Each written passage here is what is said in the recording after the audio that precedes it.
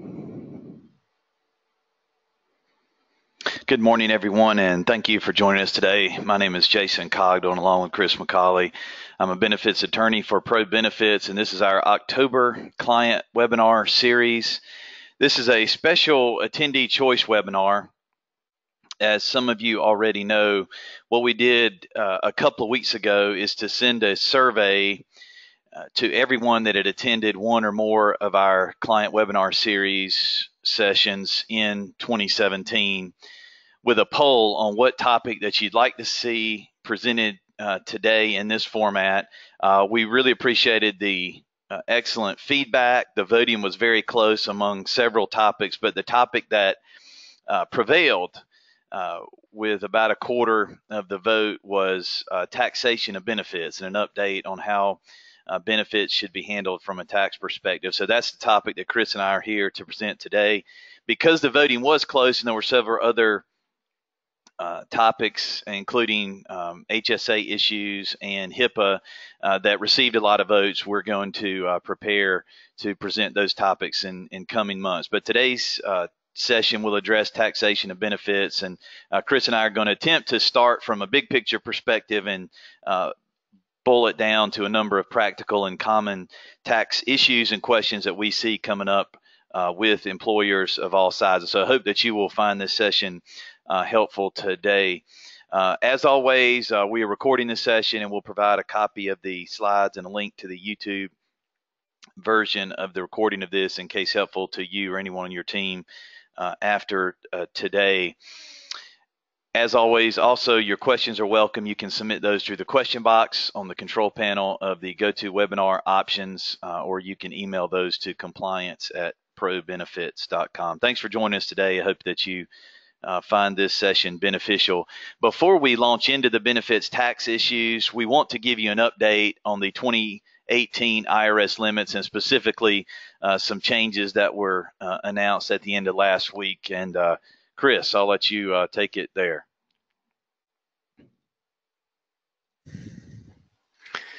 Thanks, Jason. And again, welcome to everyone, and thank you for joining us. As Jason mentioned, we got some new information from the IRS last week, and the biggest news was the health FSA maximum, which was released. For some reason, they continue to release the health FSA maximum very late in the year, so it's difficult for January plan renewals to plan and figure out what the maximum actually is. But they did announce that there's a $50 increase for 2018, so the health FSA maximum is going to be $2,650, the maximum employee contribution in 2018. We're going to talk briefly in future slides about the qualified small employer HRA option. They also announced the new limits for that as well. Maximum reimbursement in 2018 for individual is $5,050 and for family is $10,250. We've had the HSA maximums for a while now, so I'm not going to go through these, but I did just want to put them up on the screen here so you can see them. They've also been listed on our blog for several months now. And then finally, last week, the IRS in the FSA and small employer HRA guidance also provided the transportation plan limits as well. The maximum monthly reimbursement for parking, transit, and van pooling plans in 2018 is $260. Thanks, Chris. Chris mentioned the blog. Chris has a great blog post on our blog, which is linked from our website. Our blog is called Elevation. Chris has a great blog post that I think's up to about 30-some thousand views about the 2018 limits, and Chris updates that regularly. Our blog's a good place to not only see some articles, but also come back to some of those key topics like plan limits that can change, and we try to update those items as they do get announced by the IRS. Another quick word I failed to say at the top of the show, that when we sent out the webinar survey for attendee choice, we offered 5 gift cards to be randomly drawn among those that responded to our survey. We have not announced the winners of that yet, and those that are receiving the gift cards will get an email this afternoon with information about that. So I didn't want to forget to mention again, thanks for those of you that completed the survey and provided some helpful feedback on our webinars. Now, moving to the topic of the day, benefits taxation, which means a lot of things, ranging from what benefits are taxable or non-taxable to whom can receive tax-free benefits and how are taxes handled by the employer. There are a lot of issues that we could talk about. So what we're going to try to do in order to make this as practical and helpful as possible is to start at the top with the big picture of benefits taxation by companies and employers of all sizes, and then distill it down to some very specific issues and common questions that we see in our work with employers. But here's what the big picture is. The big picture is this: any benefit of any value that is provided by an employer, an organization, again, of any size, whether for-profit or nonprofit, regardless of how organized, any benefit of any value provided by that organization to an employee or any individual associated with that organization technically would be taxable to the individual unless the IRS code in a specific section allows the item of value to be exempt from tax, state income tax, federal income tax, FICA, Social Security. So that's the basic, the broad statement that we have to start with. And then under that broad statement, we see various issues. As an example, one issue: does an individual have to be an employee to get tax-free benefits? The answer to that is yes. If the individual is not an employee, for example, if the individual is a 1099 contractor of the employer, then anything that the employer provides to that individual is taxable and would have to be reflected on a 1099. And an organization cannot provide tax-free benefits or compensation of any kind to a contractor that's not taxable to the contractor. The same would be true in our world, in the benefits world, of benefits provided to a domestic partner of an employee. That person is not an eligible individual. So yes, the employer could provide benefits to the employee on behalf of the domestic partner, but because that person is not a legal spouse, same or opposite sex, married spouse, then any benefit provided to the employee on behalf, for use by the domestic partner would be taxable. So again, broad statement: every item provided by the organization to the individual employee is taxable unless the IRS code says it's non-taxable. What's shown at the bottom of this slide is an example of an assessment tool that we use with employers. We call it the 2-column assessment. And there's a 3-column version, but that's more than we need to discuss today. The 2-column version is this. We would typically encourage, in working with an employer who's doing an overall assessment and checkup of the benefits program, to do a very informal list of every benefit provided by the organization to employees, ranging from the smallest possible items, such as snacks in the break room, nabs, crackers, cookies, whatever is available in the break room that may be provided, and I'm assuming these are items that the employee's not charged for, provided in the break room: drinks, sodas, coffee, bottled water, etc. That would be a small item. And to complete that thought, those items, for the record, are non-taxable to the employee because under IRS rules, those are de minimis fringe benefits that do not have to be taxed to the employee. So that would be the smallest item, up to the biggest items, which would be retirement plan contributions or group health plan contributions by the employer or the employee, which, by the way, are non-taxable according to those specific sections of the code. In between snacks in the break room and retirement plan would be everything else. That might be other items given to employees, such as cash or gift cards on the employee's birthday or the employee's anniversary with the company, items given at the company picnic, along with other benefits that may be significant in terms of dollars or relatively insignificant in terms of dollars. But any benefit provided by the employer to the employee would be listed in the left column, and on the right column would be the tax status. Now, for a lot of them, we would know the answer, whether it's taxable or not, but for some of them, you may not. And some of them, different rules apply. As an example, as you'll see on a slide in a moment, group term life insurance paid by the employer is tax-free up to $50,000 in coverage. Over $50,000 in coverage, that would be taxable to the employee. Or for disability coverage, you may know that disability coverage can be paid by the employer or paid by the employee tax-free. But for long-term or short-term disability, if the coverage is provided tax-free to the employee at the time the premium is paid, then any future benefit would be taxable. And Chris will cover those items in a moment. So what's at the bottom of the slide is not intended to be comprehensive, but it's a very small sample of what we think is an effective assessment for employers to list all benefits provided, no matter how minor or major, and then to make sure that the employer understands what the tax status is, and then make sure that the way it's being handled is the best way. Most of the time, what we find is the way it's being handled by the employer is a correct way. It might not be the most correct way, but a lot of times things are being handled correctly, and hopefully that's a vote of confidence for the way that things are being handled at the organization. But this is the big picture and just an example of one way, not the only way that you could assess, how things are being handled. Now, for our purposes, we're not going to focus on compensation matters or retirement plan. Those are, outside of our purview. What's within our purview? Group benefits.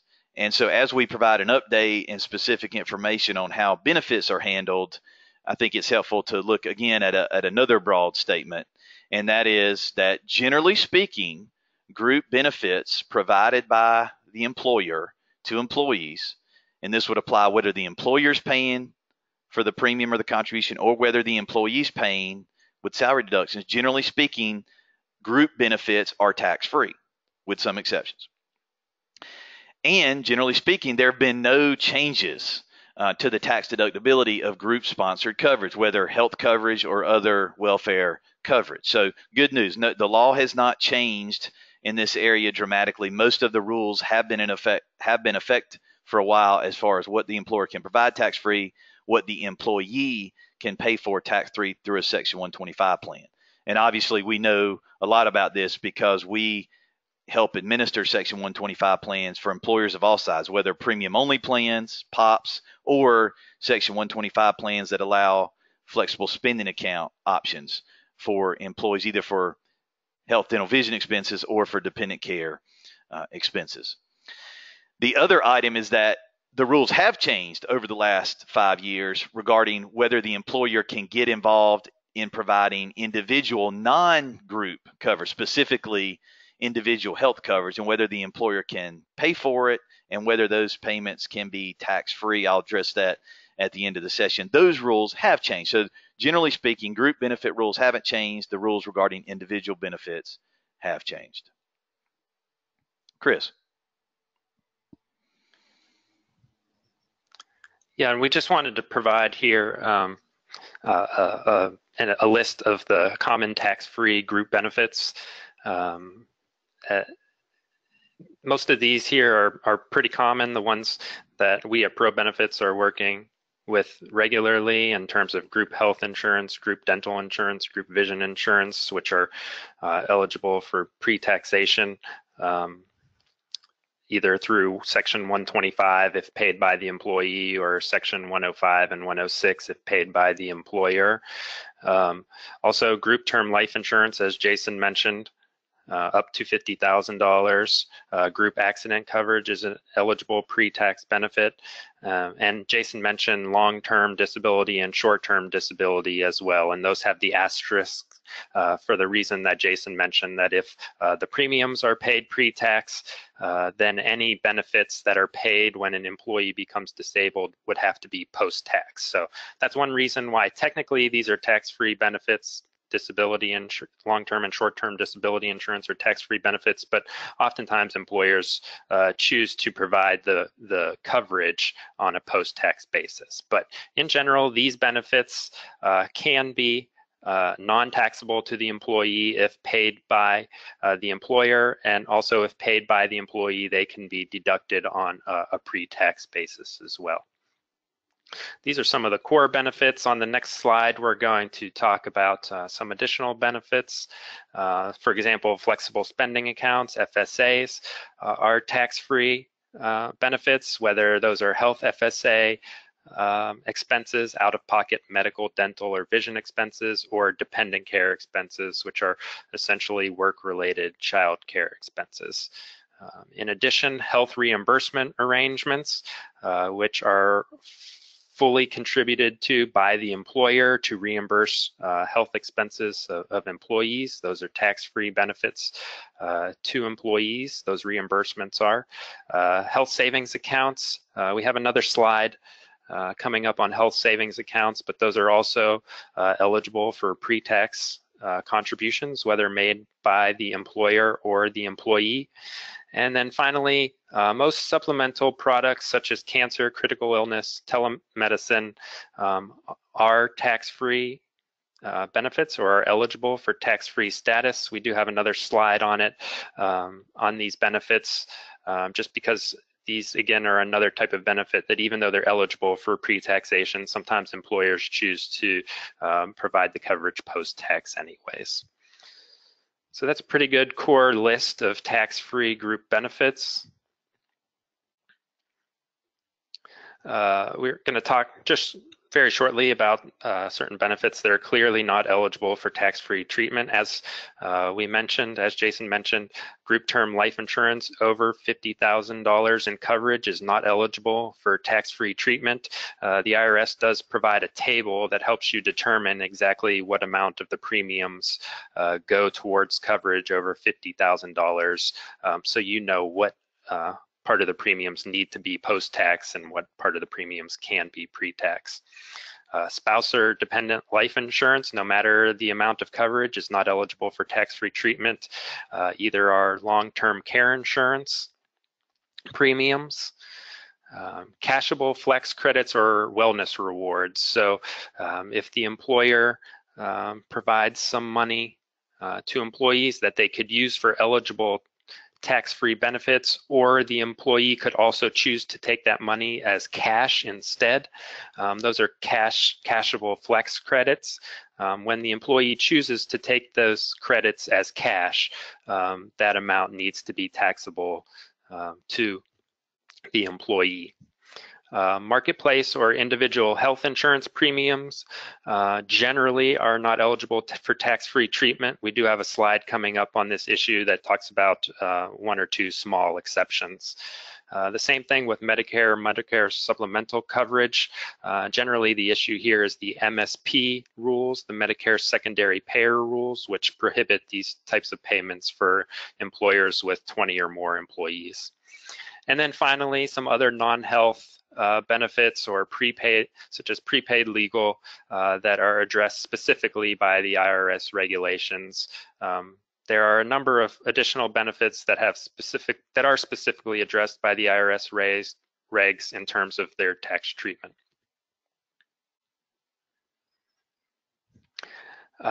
I want to say one quick word about owners.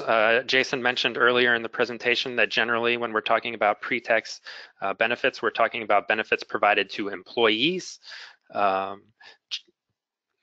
One group of individuals that doesn't necessarily fall into that definition of employees are owners, owners of sole proprietorships, partners, members of LLCs, or more than 2% stockholders of S corporations. Those individuals are considered owners, not employees, and generally, for the most part, they are ineligible to contribute to benefits tax-free through a 125 plan, or receive directly other tax-free benefits from the employer. They may be able to deduct those expenses in other ways, and also there is an exception for C Corp owners who in fact are considered employees. So C Corp owners are in fact eligible for pre-taxation, but the other group listed above is not eligible.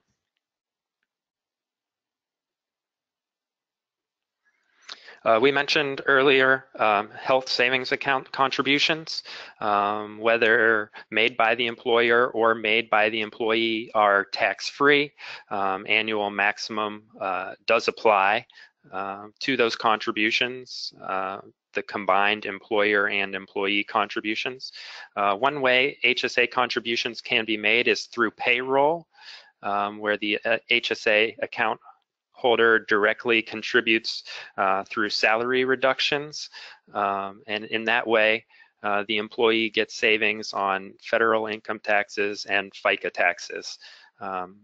Additionally, the employee could take their post-tax income, so take money they get from their paycheck, and on their own make a contribution to the HSA account. Those post-tax contributions to HSA accounts are also receive tax-favored treatment. The employee can deduct them when filing their federal income taxes. So they'll get the federal income tax savings. They won't get the FICA savings since they're not doing it through payroll for those post-tax contributions made by employees. As we said, employers can make contributions to their employees' HSA accounts. They can also make contributions to HSA accounts for individuals who have an HSA outside of the employer's health plan arrangement. So even if the employee doesn't have a high deductible health plan and HSA through the employer still can make HSA contributions to employees, provided they get some proof that the employee has a high deductible health plan and is eligible for an HSA. Another special issue is individual supplemental benefits, which was on our list. Supplemental or work site benefits provided not by group coverage, but on an individual basis, such as certain indemnity plans, hospital, cancer, critical illness plans. Those plans are technically eligible for tax-free treatment. The IRS provided some guidance on these issues, on these particular benefits earlier in 2017 for fixed indemnity plans that pay a defined amount regardless of actual expenses incurred. That initial guidance in 2017 seemed to suggest that potentially these benefits were not eligible for pre-taxation. At least the premiums couldn't be pre-tax if the benefits were paid pre-tax. The IRS has since somewhat walked back that guidance, so it's a little bit ambiguous, but technically it seems like these benefits can in fact be pre-tax, both the premiums and the reimbursements, although after the initial guidance, we generally consider it a best practice just to treat these fixed indemnity plans as post-tax benefits, just for ease of administration. Also, from an ERISA perspective, if they are treated as post-tax, then they likely meet ERISA's voluntary plan exemption, and so they're not subject to ERISA. So that's another reason to practically treat these benefits on a post-tax basis, even though technically the IRS may say that they in fact are eligible for pre-taxation. Thanks, Chris. A common issue that has come up over the last few years relates to whether an employer can pay or reimburse an employee for premiums for non-group coverage. So what Chris just referenced were the individual supplemental worksite type benefits, where even though they're not on a group contract, the employer allows Colonial, Allstate, Aflac, et cetera, to come on campus to promote those benefits to the employee, so the employer is facilitating them even if there's no group contract. So that's one issue. The second issue is whether the employer can, for example, say either for all employees or for one or two or three employees, to tell the employee, you know, we're not going to have a group health plan, or we're not going to have a group health plan that includes you. Go elsewhere to get your coverage, and then we will pay or reimburse you for that coverage. And this was a common strategy for many years for small employers and nonprofits particularly. Employers that either weren't large enough to qualify for group plan or could not afford a group health insurance plan. And most of you listening today have a group health insurance plan, or you're an advisor that works with a group that has a group health insurance plan. So group health insurance is still plan A, option one. Is the best way to provide health coverage to employees, not only because of the employer's ability to pick the plan and get the right plan in place for employees, but because of the tax benefit. So question, can the employer, again, whether for everyone or for one or two or three specific individuals, send the individuals elsewhere to get coverage and then the employer pay for it? Well, this may surprise some of you that the IRS code originally said 1961 in a revenue ruling that the employer could reimburse that coverage tax-free. And furthermore, that revenue ruling has never been overturned. So from an IRS code perspective, employers can do that. However, as some of you know, the ACA changed those rules and said that even though the IRS code allows it, it would not comply with the ACA for the employer to be involved with payment or reimbursement of individual health premiums. So since January 1st of 2014, and there was some limited 18-month transition relief for small employers, employers have not been able to pay or reimburse individual health premiums on a tax-free basis, and that would apply to either just individual private coverage purchased by the individual from a carrier or through the health insurance marketplace. And incidentally, this would also apply to Medicare supplement coverage for over 65 employees. So since 2014, the best practice for employers has been don't get involved in individual coverage. If the person is not eligible for your health plan, or if you don't have a health plan, you can provide more taxable comp to the employee, and the employee can use that taxable comp to pay for individual coverage, marketplace coverage, or Medicare supplement coverage. But you, the employer, shouldn't get involved in that. Definitely don't do a list bill and pay the carrier directly for coverage that's not group coverage, number one.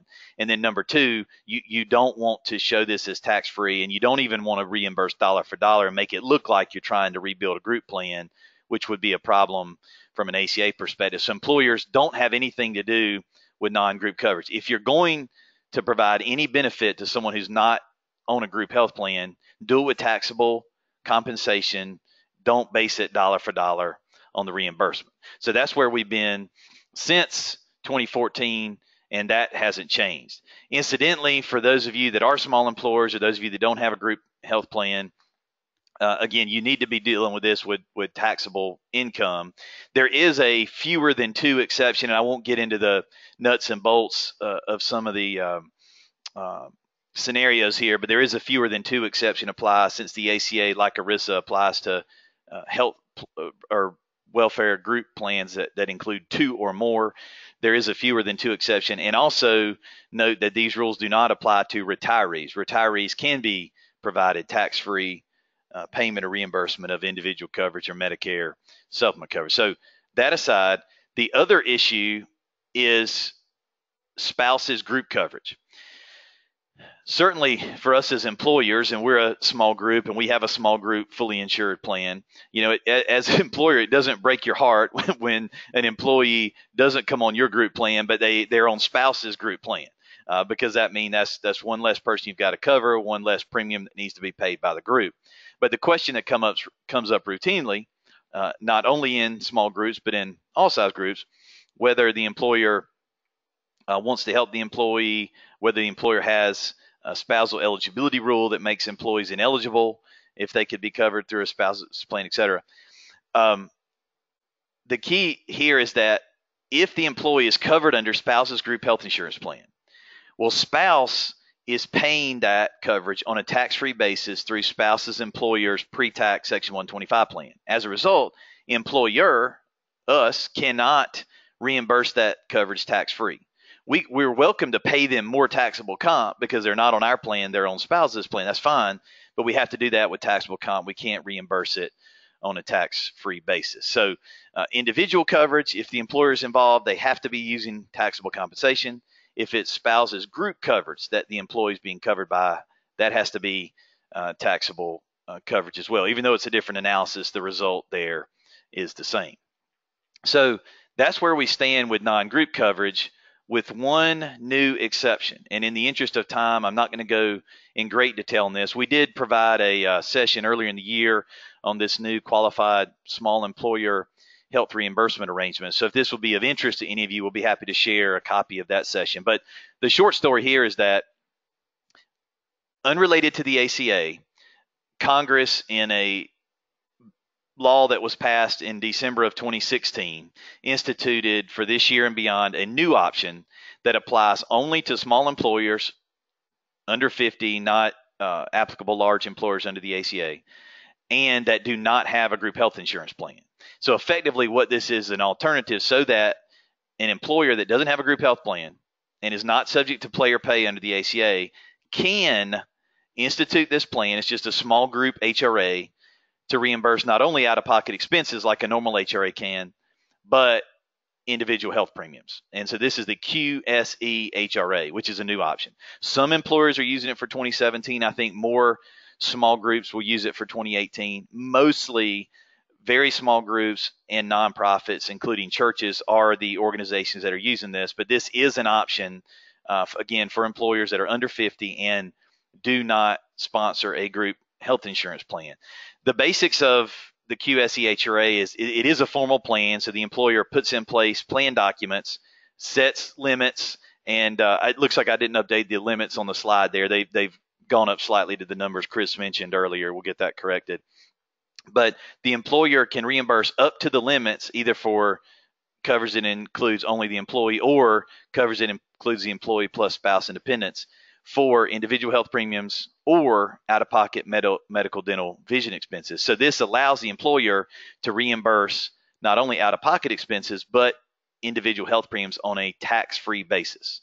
So for an employer that doesn't have a group health plan, this would be the only way that the employer could reimburse individual health premiums on a tax-free basis. If the employer either has a group health plan, is trying to just find a solution for a small group of employees or single employee, this isn't the option. If the employer is over 50, this isn't the option. The same rules, taxable income, the ACA considerations still apply. Again, in the interest of time, I'm not going to go into further detail on these items, but just wanted to mention this as we, again, paint the full picture of group benefits, tax-free with some exceptions, individual non-group benefits, taxable with some exceptions, one of which would be this new QSCHRA.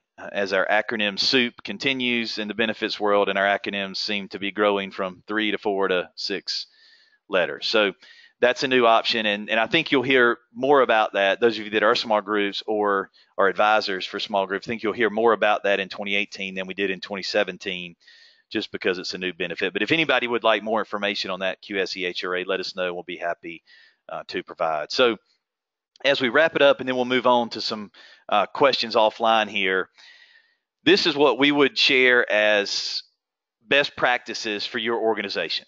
First of all, if you haven't done something like this recently, do the 2-column assessment we mentioned. Column 1, every benefit provided to employees or related individuals. Column 2, what's the tax status? How are we handling it, and then how should we handle it going forward for the end of 2017, 2018, and beyond.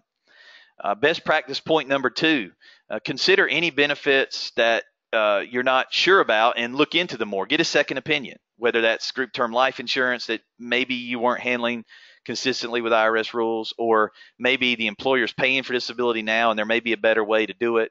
Maybe the supplemental worksite benefits that Chris talked about earlier. Take a second look, get a second opinion on how best to handle those. And then finally, if there are any tax-free benefits options that you're not providing, maybe it's a benefit that you haven't included in the 125 plan. Maybe it's a benefit like a flexible spending account or an HRA that you have not considered, but could provide value for employees, could provide tax deductibility for the organization. Take a look at those and see, is there a way that those benefits might help us and may advance our goals in terms of what we're doing. So those would be a couple of quick points on best practices that we wanted to share. Chris, before we close, any final comments?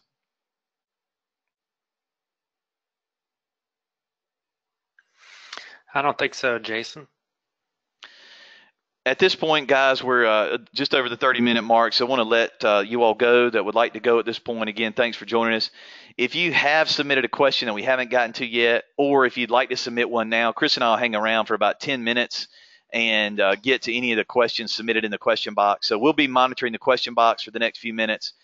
Feel free to submit a new question now in the next 10 minutes, or at any point, you're welcome to email us at compliance@probenefits.com.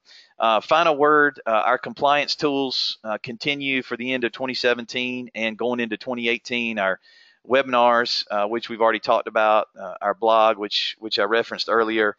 We've got white papers and reference information, including compliance checklists for small and large groups, if that may be helpful to you. And for those of you that are working with us, either you're a client or you're an advisor that's referring business to us, Chris and I are available as resources to help you and your team. And if any particular training might be helpful for your organization or your agency, if you're an advisor on this or any topic, feel free to contact us and we'll see what we can do. Again, thanks for joining us today. We're going to sign off now. Feel free to submit a question through the question box now in the next 10 minutes if that may be helpful. Thanks, guys. Have a great day.